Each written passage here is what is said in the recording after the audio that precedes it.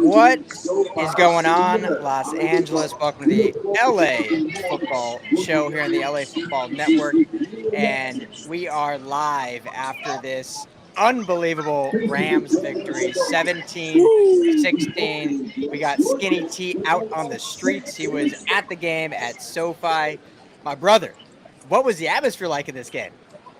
It was rough to begin with. It was hard to be around a lot of those Raiders fans who were just cheering and jeering, and they thought they had the game in the bag, even though they were up by only 13 points at the biggest gap. But it turned around really quickly, and that's why we love this game. It just happens just like that sometimes. Yeah, I mean, we'll get all into it, but unbelievable the Rams able to win this game. On our show, we actually, Jamal and I predicted, both of us thought the Rams would actually win this game because it would be the most Raiders thing ever to go on a three-game win streak and then ended up losing to a 3-win Rams team that were, whether they played John Walford or Baker Mayfield off the streets, what more of a Raiders thing to happen than losing this game in Los Angeles in front of probably a pro Raiders crowd, as was mentioned many times in the broadcast. You obviously saw it. I've been to many of these games before, so I kind of know how it goes. But, man, pretty awesome to see that this team overcame. I mean, to me, Ryan, we'll start with this. To me, this was not even this. These last 3 games, to me, have been the best coach games of Sean McVay of this season. And I know 2 of them were losses. 1 was a win. A lot of excitement out there. Love hearing it. But to me, these were the best 3 coach games of Sean McVay of this season. Do you agree or disagree? This one in particular, I would have to totally agree with you. Last one as well. Just fantastic called game. I mean, tale of 2 halves, really, I would say. And they were able to make it happen. There was some fights happening right in front of me. Is there fighting? Let's see it. Get on the camera. Turn the camera around. Oh, boy. Passionate fans. Must see TV. Must see TV, yes. Yeah. I was expecting something like this in the Rams game. I didn't see anything in the stadium, but it's spilling out into the parking lot as well. This is like a WWE situation. We're getting no holds barred. Well, I mean, off topic, and this is, I don't want to generalize over a fan base, obviously, because that's never good to do. But when I went to a Raiders game up in Oakland back in, I don't know when this was, 2009, I think, long time ago, and went there as a Broncos fan, Raiders-Broncos game, and basically I was told I was wearing a Broncos jersey, rocking my Elway jersey, and I was told by multiple Raiders fans that if the Broncos had won that game, I would have probably not left the stadium. So, oh my gosh. Considering the Raiders lost this game, I can see why now those emotions are spilling over because they did win. And I experienced that firsthand at that stadium. So, yeah. So back to the coaching. What did you see that you thought was just exceptional coaching by Sean McVay tonight? And then the last 3 weeks. Yeah, I mean, for me, honestly, it's the fact that it's not even like necessarily the scheme design or the X's and O's or this like unbelievable like play calling that everyone loves to talk about. Not even with just Sean McVay, just with offenses in general. It's like, oh, it's all about the OC and the play calling and the X's and O's and how you scheme things up for your quarterback. For me, though, it's about how this team has just competed and all the injuries. literally starting 2 weeks prior, starting their third string quarterback. Last week, starting their second strings quarterback. This week, starting a waiver wire quarterback. Granted, Baker Mayfield first overall pick at one point, but still a guy that's been in this, as everyone that watched the game knows, for 48 hours. And the fact that He two of those games, they he were landed in LA on Tuesday night. Can yeah, you believe it? And he wild. was the best quarterback for the job. Yeah.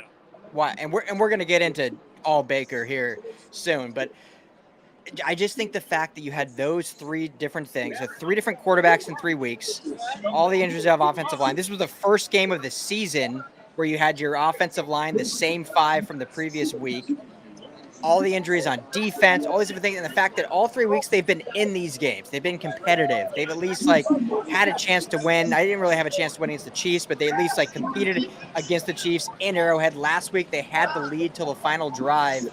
And so I think it's just, to me, it's not necessarily schematically that McVay has been like genius with these new players and whatnot, but the fact that he's risen these guys up, they're competing, they're playing their butts off, and they're doing their best, and they've been exciting football these last 3 weeks, and obviously they got the win tonight, which made it that much better. Yeah, and it's one of those things that we haven't seen a lot from McVay over the years, is these comeback victories. He's famously very good when he's up at halftime, but when he's down at halftime, that's when he loses his games, and those are the comebacks. And it's just really encouraging to see that he can put that together, and that this team can kind of keep it together, and really just turn it around in that second half. It was just a night and day situation where the offense just kept getting better, and the defense just kind of buckled down and made it happen. Yeah, exactly. So, and here was, okay, everyone that has hated the defense, hated Raheem Morris, all this stuff for all year long, which I know last week, they gave up that game-winning drive. I know against the Buccaneers, they gave up the game-winning drive against Brady. But overall, they've been a fairly good defense. But I think this right here, this stat, Greg Beecham of the AP, we both know Greg, great guy, tweeted this out afterwards. I knew had to be close to this, but I didn't know the exact stats. In the second half, Ryan, I don't know if you realize this. In the second half, the Rams defense allowed 67 yards and 2 first downs. Devontae Adams did not make a catch, and Derek Carr went 2 for 7 for 11 yards. Like, this defense in the second half balled out. Unbelievable. Absolutely, yeah. I did not realize it was that that overwhelming. I think they just held them to 3 points, and everybody's criticizing this defense, and not everybody. You and I aren't. There's a lot of people just criticizing this defense, but what's been incredible is they are holding teams to fewer points than they averagely score. They did it with the Chiefs. They did it again tonight. The Raiders score over 23 points a game.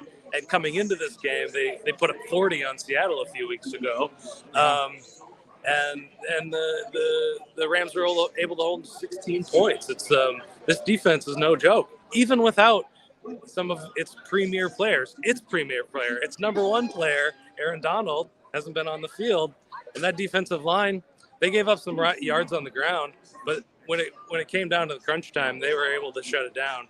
That was just amazing to me to watch. Guys like, Bobby Brown and Jonah Williams and Marquise Copeland coming up with big stops. We even saw a Keir Thomas sighting, Yeah. which, I didn't think that guy was going to make the team, much less get it into a game in 2022. So, they're doing it with bubble gum and shoestrings, but it's happening. And, Ramsey got burned a couple of times, but I think he did his job today as well. We'll take him off washed watch for another week. Yeah, I mean, overall, Devontae goes three receptions for 71 yards, no touchdowns.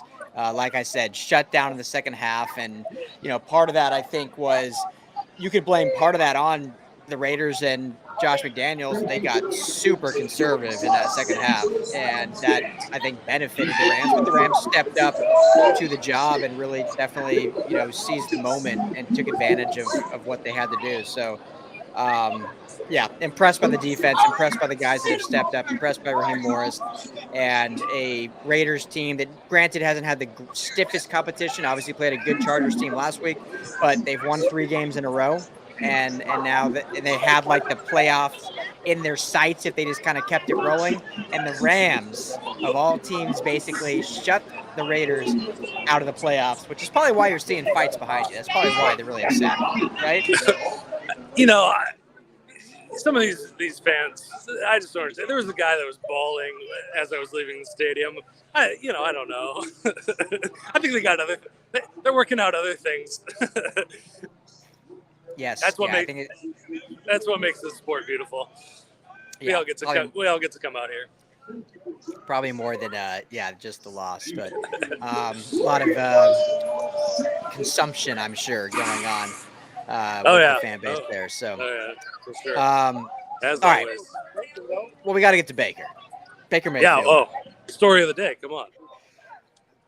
Signed on Tuesday. He said, obviously you're at the game, so you didn't hear it, but he said he was on the Thursday Night Football telecast after the game and said he bought a ticket to LA before he was claimed just because he was confident that the Rams would claim him. Total big move. Love it.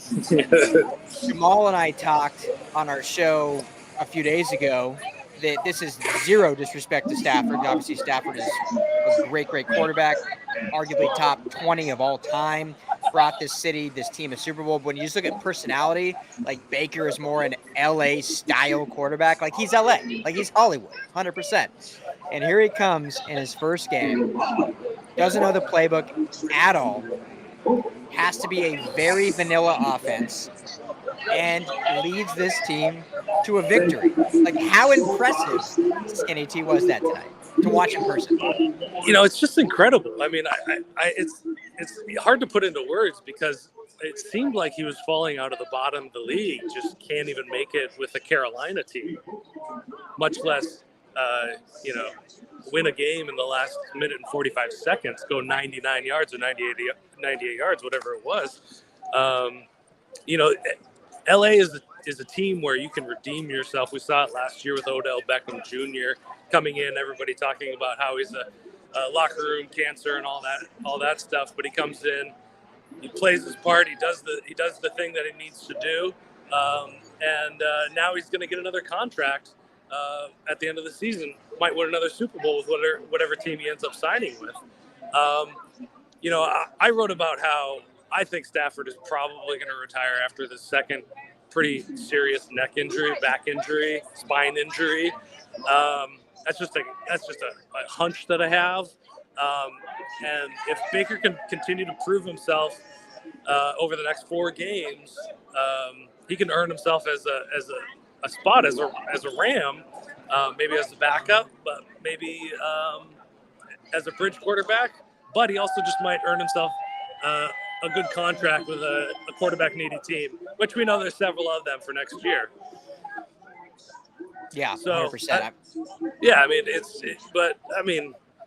I tweeted out after the game, all the Rams rushed onto the field and congratulated Baker after the win, and it has to be just such a good feeling to have this victory at this time with everything just mounted against him. It's just incredible, and just the fact that he was able to just come in and make it happen it's incredible. It's the stuff of legends. Yeah, I mean, well, I was telling my wife after the game, and she could give 2 S's about football, but I was like, babe, you don't realize you don't understand the gravity of what just happened. Like, this is a guy that literally landed on the tarmac of LAX on Tuesday, joined this team Tuesday night, had 1 day of essentially a dress rehearsal, and ended up starting in prime. Well, not starting. I know that Walford played 1 series, but ended up playing basically on prime time for the defending Super Bowl champs. Yes, the season hasn't gone right, but now you're on the biggest stage and lead your team to a victory. It's incredible, and I think it's it's what you want to see from a quarterback. And I'm not sitting here saying Baker's the future of the Rams. Baker's better than Stafford. Baker's a start next year. I'm not saying any of that. But for this moment, like it was such a cool thing to see. And, hats off to Baker. It was awesome. Yeah, absolutely. It's good to see. Yeah. Yeah, absolutely. And I think we've been I don't think harsh is the right word, Ryan, but we've been fairly critical of McVay this season, or at least before these 3 weeks, because of obviously the injuries have mounted on early on this season. But there was a lot of things where we thought that he could have helped his offense in terms of scheme, in terms of taking the pressure to quarterback, in terms of the running game and whatnot. But I think tonight it shows yet again what a great coach he is. The fact that I mean, the Rams had no reason winning this football game. No reason. And Baker, obviously, the last 2 drives, but just the fact that they were able to band together and get this win, that shows just the culture of this team. Baker talked about it. You obviously didn't see it, but talked about after the games. Like you can tell as soon as I got here, like the culture of this locker room and the band of brothers these guys are. And I think that's a special thing that Sean McVay's brought to this team, brought to LA, brought to this franchise. Yeah, it's one of the biggest things I have to say. I always talk about what a soft landing spot LA is for these kinds of players, players coming from these kinds of situations that Baker has. It's just incredible. And the fact that McVay actually pulled the trigger, yanked McVay after one series, and put in Baker, it shows a lot of confidence that he has already in Baker. And it also shows a willingness to make a change partway through the game, which that's one of the big criticisms is sometimes he tries to mash the same button on the remote control, expecting something exciting to happen. And this time he switched it up. He exited game, changed characters, came back in, and started making adjustments throughout the game. I mean, it's not like Baker's first few drives were exciting or interesting or anything happened on him, but by the end of the game, we saw that he was settling into a nice rhythm. So we got to give credit to McVay on that, because that's something that we haven't always seen, a willingness to change, certainly in mid-game, but also, going away from a guy. He likes his guys. Wolfer's one of his guys, and he moved away from John Wolford. So pretty interesting thing there. Yeah. So, okay, before we wrap up, Ryan, if we are going to be critical of McVay, one thing we got to bring up, and everyone loves talking about it. Tutu Atwell, hidden. He's been in a cave this whole season.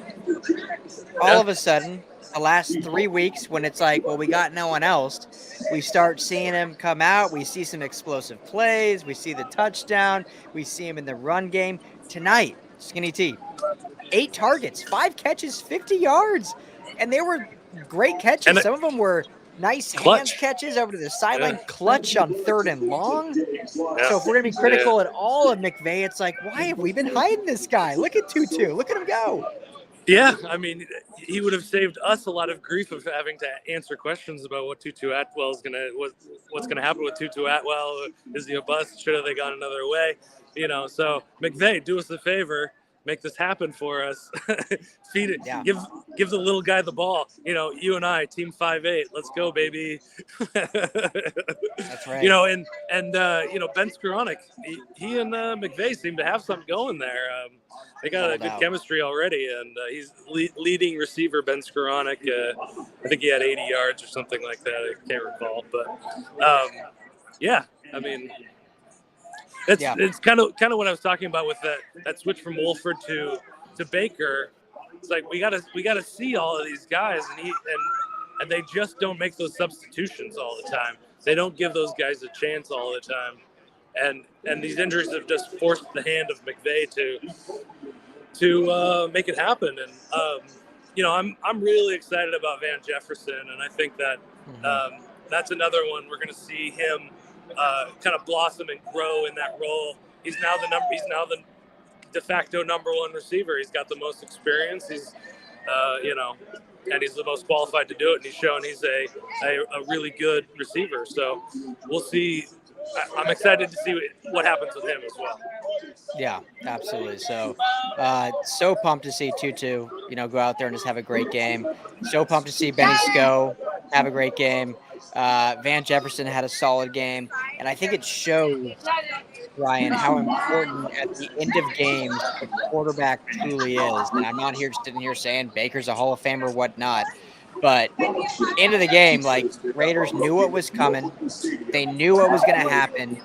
And still, they were able to drive 98 yards down the field. And on that last play, and I could be wrong, but I thought I heard Baker say it at the end. But that last play, he basically said he was shocked that they played man to man on that, with 15 seconds left. And so he checked out and basically called a go route to Van, and they hit it for the touchdown. So that shows how important quarterback play is, and how it really makes a difference in the game. And it did in this one. So excited into the future. Final thoughts, Skinny T from SoFi. This is just reinvigorating. It's a lot more fun to write about a winning football team than a losing football team. So just for myself and everybody all the Rams fans here, it's just something exciting. Even if they win out, they're going to end up being a losing football team this year. But this is when teams grow, and we're already seeing the growth from these young guys on this roster, from McVay as well. And I think it's going to, if they're able to put together a good end of the season, it's going to ensure that guys like Donald are going to stick around, McVay's going to stick around, and then we'll see what happens, going forward after that. That's exactly the point. These are the kind of wins where McVay's like, yeah, I want to keep coaching a little longer. Donald's like, yeah, I know I didn't play tonight. I wish I was out there because I saw the vibe, the excitement from our team, our fan base. And so these are the wins. If you can stack some at the end of the year, you get your team fired up and say, okay, let's get it healthy. Let's add a few more pieces, and let's go back next year and be what we know we can be, what we should be, and what we will be moving forward. So great win for the Rams, 17-16, beats the Raiders at SoFi Thursday night. Skinny T, writer for the Rams, live at SoFi. I'm Ryan Dyrud. Skinny, thank you, brother. Appreciate you. Always. Thanks a lot. All right, guys, we'll talk all throughout the week. Make sure to check out LAFBnetwork.com for all your Rams coverage. Peace.